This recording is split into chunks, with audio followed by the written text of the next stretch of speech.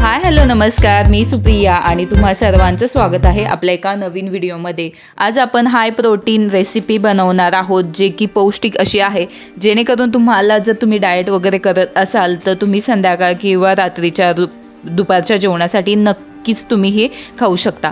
आता 7 ते 8 लसूण पाकळी, 1 ते 1.5 इंच आलं आणि मूठभर कोथिंबीर घेतलेली आहे। त्यामध्ये देठ जास्त आहेत, अशाची प्युरी बनवून घ्यायची आहे। पाणी टाकलं तरी देखील चालेल।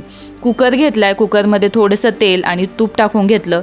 जिरं, मोहरी, कढीपत्त्याची फोडणी देऊन घ्यायची आहे। आता हा पौष्टिक बनवणार आहोत, त्यामुळे तुम्हाला आवडत असतील तेवढ्या भाज्या तुम्ही यामध्ये टाकू शकता।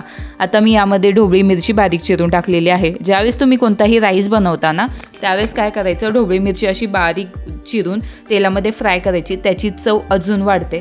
त्याचबरोबर एक कांदा बारीक चिरलेला तो देखील यामध्ये फ्राय करून घेतला। आता कांदा फ्राय झाल्याच्या नंतर मी एक मोठा टोमॅटो घेतलेला आहे बारीक चिरून, तो देखील यामध्ये ॲड करून घेणार आहे। छान असा हलका सॉफ्ट होतोपर्यंत यामध्ये मिक्स करायचा। यामध्ये तुम्ही फ्लावर, कोबी, त्याचबरोबर मटार असे किंवा बटाटा खायचा असेल, आवडत असेल तर तो देखील टाकू शकता आणि ज्या आवडतील त्या भाज्या तुम्ही यामध्ये ॲड करू शकता, जेणेकरून तो अजून पौष्टिक होईल। जे वाटण बनवलेलं होतं हिरवं ते देखील टाकून घेतलं। 1 वाटी मी आपला रेग्युलर इंद्रायणी तांदूळ आहे तो देखील यामध्ये मिक्स करून घेतलेला आहे, स्वच्छ धुवून। आपल्यामध्ये आता जे मसाले आहेत त्यामध्ये बेसिक मी लाल तिखट, हळद पावडर टाकून घेतली आणि एक म्हणजे पावभाजी मसाला, 1 चमचा पावभाजी मसाला मी यामध्ये ॲड करून घेतला। पाव चमचाभर हिंग।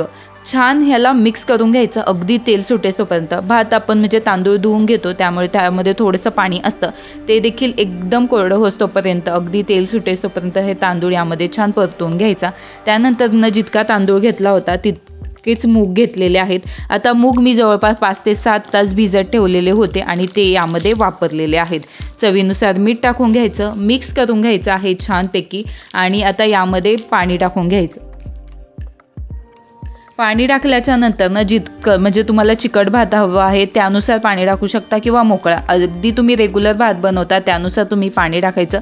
हाय फ्लेमवर एक उकळी आली की झाकण लावून मीडियम फ्लेमवर 2 ते 3 शिट्टी करून घ्यायची। आता कुकरची वाफ निघून गेलेली आहे आणि मस्त यावर पुन्हा बारीक चिरलेली मी कोथिंबीर टाकून मिक्स करून घेणार आहे। आणि या ठिकाणी जर तुम्ही वजन कमी करताय किंवा तुम्हाला वजन वाढतंय म्हणून भात खायचा नसेल आणि कधीतरी भात खायची इच्छा झाली, तर अशा पद्धतीने हाय प्रोटीन आणि पौष्टिक असा भात बनवून पहा, जेणेकरून काय होतं, भात खाल्ल्याचा गिल्ट येत नाही, कारण आपण यामध्ये प्रोटीन आणि पौष्टिक पदार्थ वापरलेले आहेत। रेसिपी आवडल्यास